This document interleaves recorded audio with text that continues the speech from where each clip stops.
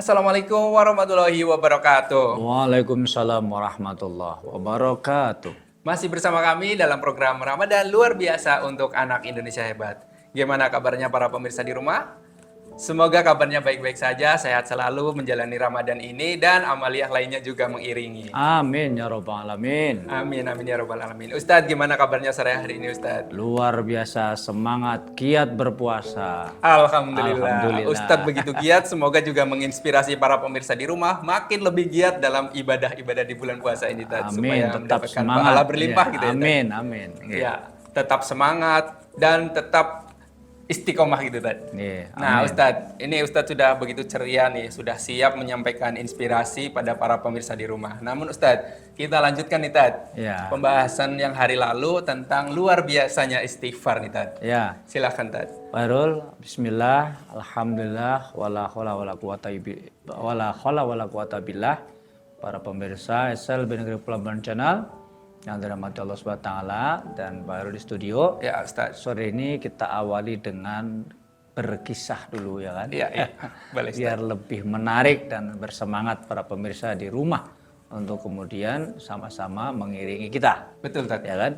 Nah, ada satu kisah dalam satu kitab yaitu menceritakan tentang Nabi Musa diperintahkan oleh Allah SWT untuk mengurus jenazah kekasih beliau, kekasih Allah SWT.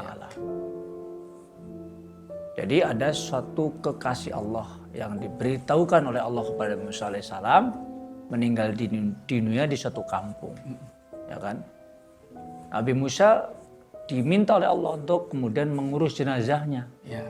Kenapa demikian? Karena di kampung tersebut, ya ternyata jenazah itu diabaikan, tergeletak begitu saja. Belum diperhatikan itu, Ustadz. Ya tidak diurus lah, ya kan?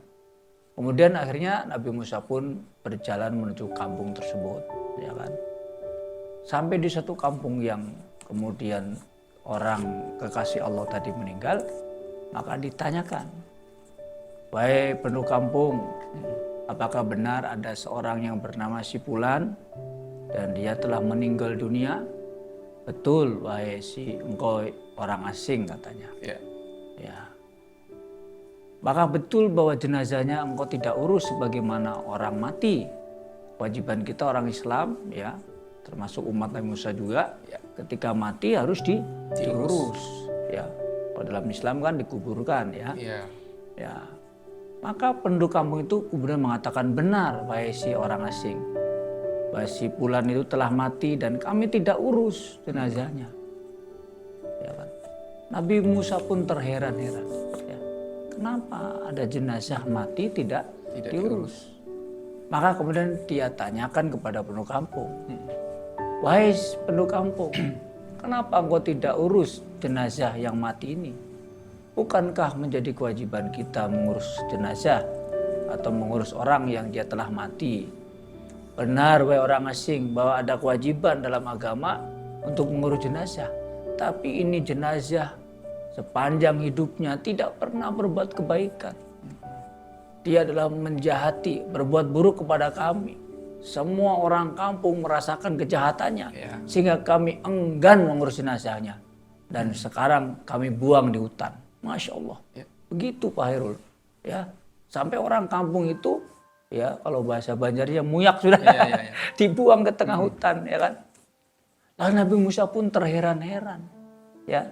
Kenapa? Karena dia mendapat perintah oleh Allah SWT bahwa ada wali Allah, ya kekasih Allah. Wali itu artinya kekasih. Kekasih Allah itu meninggal dan dia disuruh mengurus jenazahnya.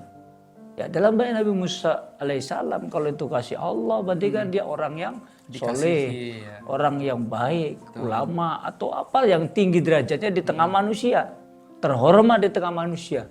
Tapi sekalinya ketika sampai di kampung tadi ternyata orang semua di kampung tidak merasa ada kebaikan-kebaikan dari orang tersebut.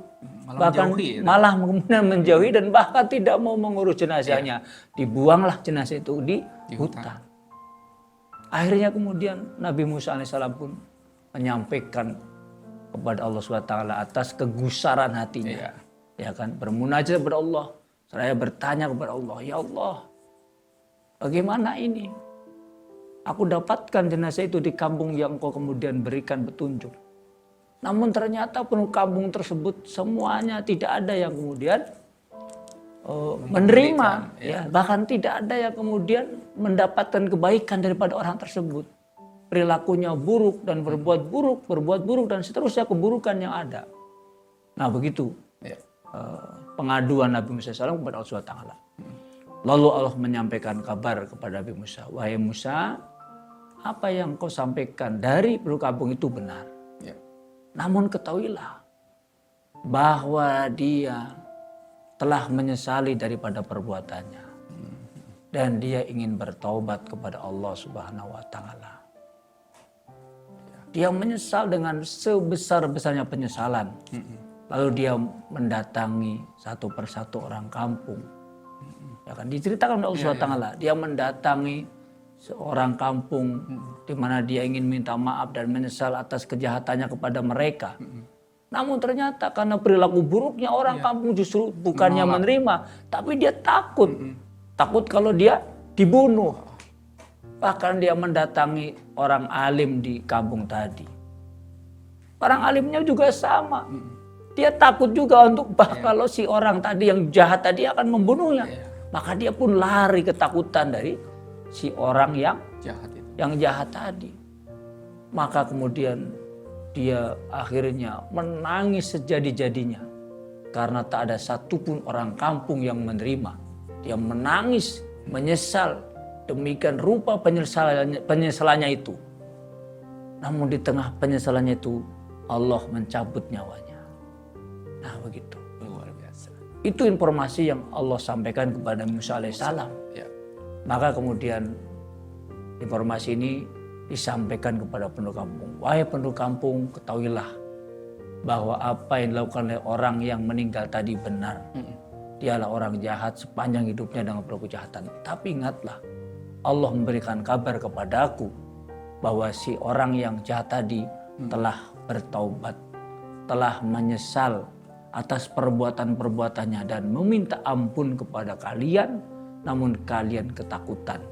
Dan dia menyesal sejadi-jadinya, meminta ampun kepada Allah dengan menangis sejadi-jadinya, dan saat itulah dia wafat. Sehingga sesungguhnya Allah menerima taubat atau Allah mengampuni dosa-dosanya, dan sekarang dia dalam kebaikan, dalam keadaan husnul khotimah. Oleh karena itu, tunjukkan kepadaku, mari kita sama-sama rawat jenazahnya karena dia adalah dalam keadaan mati di mana kematiannya husnul khotimah.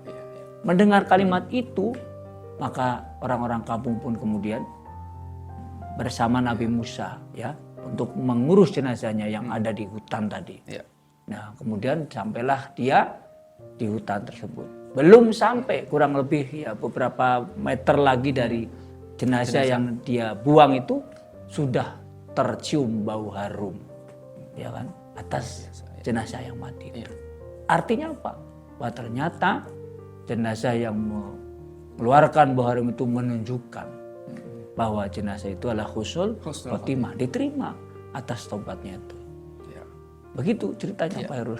Baik, terima kasih Ustaz. Jadi dari cerita tersebut yang luar biasa hebat menginspirasi itu apa ya Pak tadi yang bisa kita ambil hikmahnya dari cerita ini Tad? Ya, kalau kita bisa ambil ceritanya ini adalah bahwasanya ya orang-orang yang meminta ampun dengan sungguh-sungguh kepada Allah, beristighfar kepada Allah dengan kalimat-kalimat istighfar, disertai dengan amal-amal yang baik. Jadi orang kalau lihat dalam cerita tadi kan orang itu sudah menyesal, bahkan dia ingin meminta maaf kepada orang tadi. Artinya dia tidak ingin melakukan perbuatan jahat lagi kan. Maka Allah terima tobatnya. Allah ampuni dosa-dosanya dan Allah muliakan atas sikap dia untuk memohon ampun kepada Allah SWT.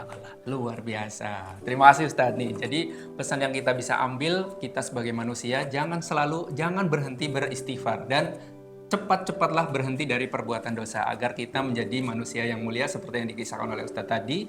Orang yang banyak berdosa apabila pada akhirnya beristighfar dan bertobat, maka Allah akan mengampuninya sehingga kita menjadi manusia yang husnul khotimah. Amin ya rabbal alamin. Terima kasih Ustadz, nanti kita sambung lagi pada episode berikutnya. Jadi kita akhiri pada pertemuan kali ini. Baiklah para pemirsa di rumah, semoga ini bisa menginspirasi bagi kita semua.